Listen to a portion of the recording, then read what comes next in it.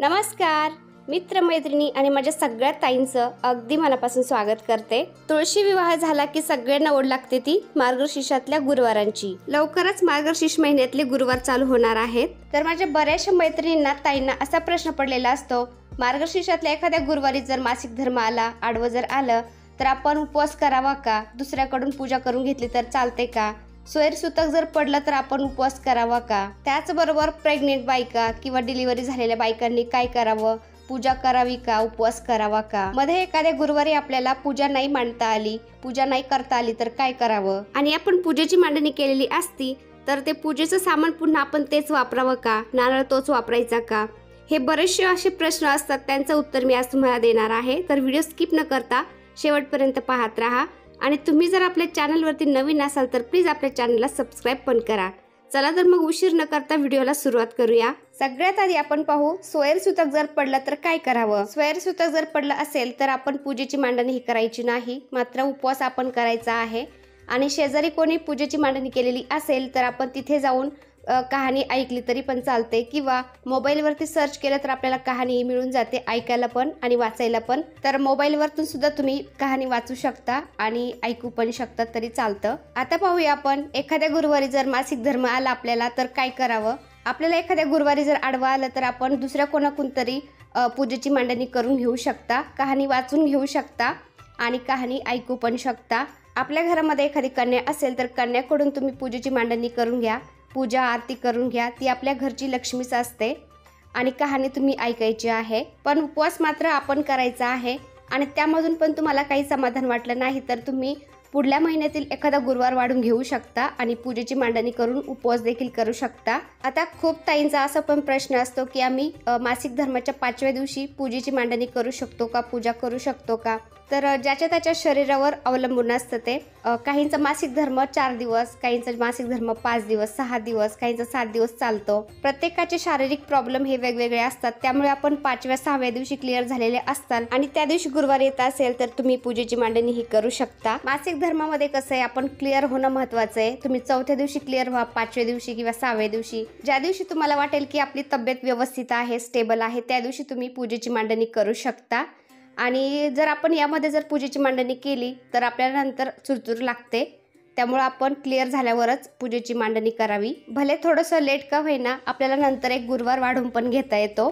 तर तुम्ही क्लिअर झाल्यावरच पूजेची मांडणी करा, आपल्या मनालाही एकदम छान वाटतं। तर यावर्षी मार्गशीर्ष महिन्यामध्ये 5 गुरुवार आलेले आहेत, तर आपण 5ही गुरुवारी मनभावी व्रत करायचं, पूजेची मांडणी करायची आणि 5व्या गुरुवारी आपलं व्रताचं उद्यापन करायचं, व्रत पूर्ण करायचं। आणि तुम्हाला जर एखाद्या गुरुवारी आडवं जर आलेला असेल तर तुम्ही काय करायचं, एक गुरुवार वाढून घ्यायचं त्या महिन्यातला आणि आपलं व्रत पूर्ण करायचं। तर बऱ्याचशा ताईंचा असा पण प्रश्न असतो की आपण जे पूजेसाठी साहित्य वापरलेलं आहे ते आपण परत वापरू शकतो का। तर हो, ते साहित्य तुम्ही पुन्हा वापरू शकता, मात्र जे आपण पानं वापरलेली आहेत, फुलं वापरलेली आहेत ते आपण निर्माल्यात टाकायचे। आणि नारळ आहे तो नारळ सुद्धा तुम्ही पुन्हा वापरू शकता, पण नारळाला जर तडा गेलेला असेल तर नारळ तुम्ही बदलायचा, जुना नारळ आहे तो तुम्ही विसर्जन करायचा आणि नवीन नारळ पुन्हा कलशावरती ठेवायचा। काय होतं ना, आपण जो नारळ आहे तो कलशावरून काढलेला असतो, तो कोरडा झालेला असतो, त्यामुळे कधी कधी काय होतं, त्याला तडा जातो, त्यामुळे घाबरायचं कारण नाही, घाबरून जायचं नाही। तो नारळ आहे तो विसर्जन करायचा आणि नवीन नारळ आपण पुन्हा घ्यायचा। आपल्या मंदिरामध्ये आपण जो मंगल कलश ठेवलेला असतो नेहमी, तर तो शक्यतो तडा जात नाही, कारण त्याला खालून पाणी असतं, ओलावा असतो पाण्याचा, त्यामुळे तो तडा जात नाही। आणि हा जो नारळ आहे तो आपण कलशावरून काढून ठेवलेला असतो 8 दिवसासाठी, पुढल्या गुरुवारापर्यंत, त्यामुळे त्याला तडा जाण्याची शक्यता असते। त्यामुळे तडा गेला तरी घाबरून नका जाऊ, दुसरा नारळ तुम्ही घ्यायचा आहे पुन्हा। तर पानं फुलं तुम्ही फक्त निर्माल्यात टाकून द्या आणि बाकीचं साहित्य सगळं तुम्ही एका कपड्यामध्ये बांधून ठेवायचं आहे आणि तेच तुम्ही वापरायचं आहे पुन्हा पुढल्या गुरुवारासाठी। फक्त फळं जे आहेत तुम्ही ते खाऊन घ्या किंवा विसर्जन करा आणि नवीन फळं तुम्ही घ्यायचे आहेत, पानं फुलं सुद्धा नवीन वापरायचे आहेत। बाकी तांदूळ, नारळ, आपण जो विडा ठेवतो गणपती बाप्पांना, खारीक, खोबरं, बदाम वगैरे सगळं, तर तो विडासुद्धा तुम्ही पुन्हा वापरू शकता। आता पुढल्या प्रश्नाकडे वळूया आपण। तर काही ताईंचा असा पण प्रश्न असतो की आपण दर गुरुवारी ओटी भरायची असते का। तर नाही, तुम्ही एखाद्या गुरुवारी जरी माता लक्ष्मीची ओटी भरली तरी पण चालते आणि तुम्हाला जर दर गुरुवारी जर माता लक्ष्मीची ओटी भरायची असेलच तरी काही हरकत नाही, तुम्ही भरू शकता, तुमच्या इच्छेला येईल तसं तुम्ही करा। किंवा पहिल्या गुरुवारी जी आपण ओटी भरलेली आहे तीच तुम्ही दर गुरुवारी ठेवू शकता देवी लक्ष्मी समोर। आणि तुम्हाला जर पुन्हा बदलायची असेल दर गुरुवारी तर तीही बदलू शकता, किंवा तुमच्या आसपास जर एखादं मंदिर जर असेल तर मंदिरामध्ये सुद्धा जाऊन तुम्ही ओटी भरली तरी पण चालते। आता आपण ओटी भरलेली आहे, त्या ओटीच्या सामानाचं काय करायचं ते पण सांगते। आपण गुरुवारी ओटी भरलेली आहे त्याचं साहित्य तुम्ही स्वतः वापरू शकता, किंवा तुमच्या दारामध्ये घरामध्ये एखादी सुवासीन जर आली तर तिची त्या सामानाने ओटी भरू शकता।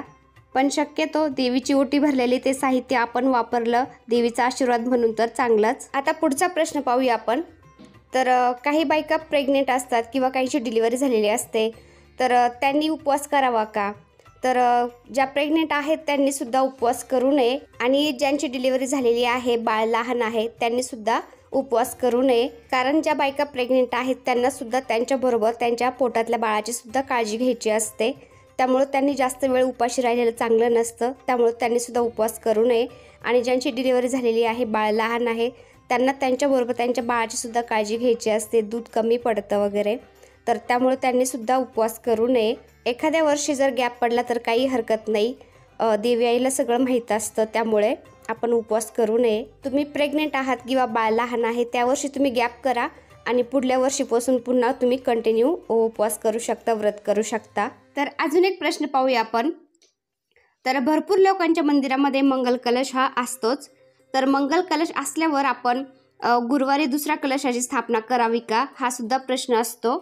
तर मंगल कलश हा आपला कुलदेवीचा वेगळा असतो, आणि मार्गशीर्षमध्ये गुरुवारी आपण ज्या कलशाची स्थापना करतो तो आपण पुन्हा काढून ठेवत असतो, आणि पुढल्या गुरुवारी पुन्हा त्याची स्थापना करतो, त्यामुळे तो कलश वेगळा स्थापित करावा, आणि आपण आपल्या मंदिरामध्ये मंगल कलश स्थापित करतो तो वेगळा असावा। असे 2 कलश आपल्याला वेगवेगळे मांडायचे असतात। तर ही पूजा इतकी साधी सोपी आहे। आपल्या घरातली कन्या असेल तर कन्यासुद्धा हिची मांडणी पूजा करू शकतात, किंवा पुरुष लोकसुद्धा ही पूजा करू शकतात, किंवा पती पत्नीने दोघांनी एकत्र सुद्धा ही पूजा केली तर खूपच चांगलं। तर या दिवशी सकाळी लवकर उठून आपलं घर स्वच्छ करायचं, उंबरठा आपलं अंगण स्वच्छ करायचं, तुळशीला दिवा लावायचा, उंबरठ्याला सुशोभित करायचं, रोजची पूजा करायची, आणि त्यानंतर पूजेची मांडणी करायची। शक्यतो पूजेची मांडणी ही सकाळीच करावी, म्हणजे पूजा ही दिवसभर आपल्या घरामध्ये राहते आणि एकदम पॉझिटिव्ह वाटतं। तर आपण तुळशीला पण तुपाचा दिवा लावत जावावा, या दिवशी तर आवर्जून तुपाचा दिवा लावायचा, आणि पूजेची मांडणीच्या वेळेस पण आपण तुपाचाच दिवा लावावा, एक का होईना तुपाचा दिवा लावावा। पूजेची मांडणी झाल्यानंतर आरती म्हणावी, कहाणीचं वाचन करावं, घरातल्या इतरांनाही ऐकायला बोलावं, देवीला गोडाधोडाचा नैवेद्य दाखवावा, किंवा आपल्या घरात जे होईल जे स्वयंपाक करताल तो नैवेद्य दाखवला तरी पण चालतो। आणि गाई असेल तर गाईला सुद्धा नैवेद्य दाखवावा, गाई नसेल तर आपल्या घरामध्ये छोटीशी गाई असते पहा, तिला नैवेद्य दाखवावा, आणि आपण सुद्धा उपवास सोडायचा। तर असं आपल्याला 4ही गुरुवार करायचा आहे, आणि शेवटच्या गुरुवारी आपल्याला उद्यापन करायचं। तर शेवटच्या गुरुवारी आपण 5 किंवा 7 कन्या किंवा सुवासिनी बोलवल्या तरी पण चालतं। तर कन्या बोलवलं तर कन्यांना सुद्धा तुम्ही हळदी कुंकू लावायचं, 1 रुपयाचं नाणं, 1 फळ, 1 पुस्तकाची प्रत असं द्यायचं, आणि त्यांना सुद्धा तुम्ही खीर केलेली असेल तर खीर सुद्धा देऊ शकता तुमच्या इच्छेनुसार, किंवा जेवण बनवलेलं असेल तर जेवण सुद्धा देऊ शकता। आणि सुवासिनी बोलवलं तर सुवासिनींना सुद्धा तुम्ही हळदी कुंकू आणि 1 पुस्तकाचं प्रत, 1 रुपयाचं नाणं, 1 फळ देऊन हळदी कुंकू देऊन तुम्ही त्यांचा आदर सत्कार करावा। तर यावर्षी शेवटच्या गुरुवारी अमावस्या आलेली आहे, तर काहींना हा पण प्रश्न पडतो, अमावस्याच्या दिवशी आपण उद्यापन कसं करावं? अमावस्या आहे मग उद्यापन करायचं की नाही करायचं? तर काही करत पण नाही। तर वर्षाचा सगळ्यात मोठा सण हा अमावस्याच्या दिवशीच येत असतो, म्हणजे दिवाळी। तर दिवाळीसुद्धा अमावस्याच्या दिवशीच येत असते, ती आपण अगदी मोठ्या थाटामाटात साजरी करतो। त्याचप्रमाणे आपण हे लक्ष्मी व्रतसुद्धा अमावस्याच्या दिवशी उद्यापन केलं तरी काही हरकत नाही, ती सुद्धा एक तिथीच आहे। त्यामुळे मनात कुठल्याही शंका न येऊ देता आपण अमावस्याच्या दिवशी सुद्धा उद्यापन हे करावं। तर अशा प्रकारे तुम्ही अगदी मोठ्या भक्तिभावाने हे महालक्ष्मी व्रत पूर्ण करायचं आहे। तर तुमचे आणखीन काही प्रश्न असतील तर ते मला कमेंट बॉक्समध्ये नक्की विचारा, आणि हा व्हिडिओ तुम्हाला आवडला असेल तर एक लाईक करा, चॅनलवर नवीन असेल तर प्लीज आपल्या चॅनलला सबस्क्राईब पण करा। चला तर मग भेटूया पुन्हा अशाच एका छानशा व्हिडिओ बरोबर, तोपर्यंत बाय बाय। व्हिडिओ पाहिल्याबद्दल धन्यवाद। सगळ्यांना श्री स्वामी समर्थ।